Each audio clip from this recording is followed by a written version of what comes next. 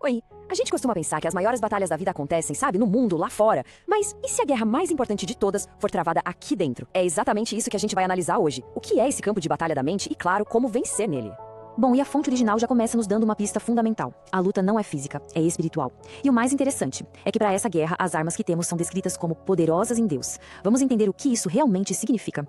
Então, onde é que essa guerra acontece exatamente? É o que a gente vai mergulhar agora nessa primeira parte da nossa análise. Ok, então onde é o campo de batalha? A resposta é bem direta, a mente. E veja bem, a fonte descreve esse espaço não como um lugar de pensamentos soltos, aleatórios, mas como uma arena mesmo. Uma arena onde o inimigo estratégico usa o engano de forma planejada. A ideia aqui é que não estamos lidando com um acaso, mas com um plano bem definido. E qual é o objetivo dessa estratégia toda? É construir o que a fonte chama de fortalezas. Pense nisso, não são ataques que vêm e vão, são estruturas mentais. Padrões de pensamento, mentiras que de tanto serem repetidas acabam se tornando verdades para nós. Elas são construídas bem devagar, tijolo por tijolo, até virarem verdadeiros redutos na nossa mente. Pra gente entender melhor essa ideia de fortalezas, o material de origem traz uma pequena parábola. Vamos dar uma olhada em como isso funciona na prática.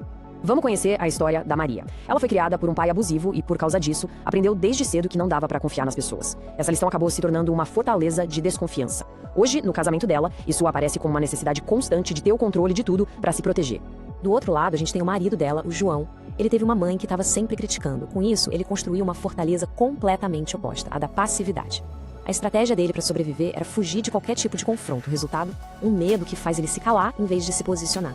E aqui, a gente vê o choque. É inevitável. A fortaleza da Maria fica gritando por dentro: eu preciso controlar tudo para não me machucar de novo. Enquanto a do João sussurra: é melhor ficar quieto para evitar a briga. São duas programações mentais que batem de frente, gerando um conflito sem que eles nem percebam qual é a raiz do problema.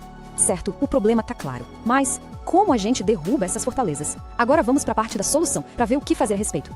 Para demolir as fortalezas, a fonte apresenta um tipo de arsenal espiritual com 3 ferramentas principais. A palavra, que funciona como uma artilharia pesada, usando a verdade para explodir as mentiras. O louvor, que é como uma mudança de tática, sabe? Tira o foco do negativo e coloca na gratidão.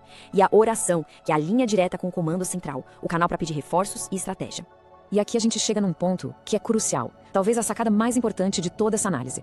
O primeiro passo para a vitória é a autoconsciência. É a prática de parar e, de propósito mesmo, pensar sobre os próprios pensamentos. É desenvolver essa capacidade de questionar o que se passa na nossa própria mente.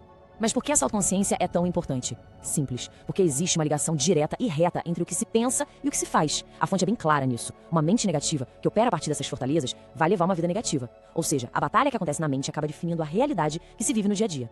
E tudo isso nos leva a uma reflexão final, né? Depois de entender como essas fortalezas são construídas e como a gente pode lutar contra elas, a pergunta se torna pessoal.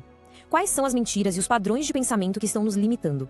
E, o mais importante, quais fortalezas estão prontas para serem demolidas a partir de hoje?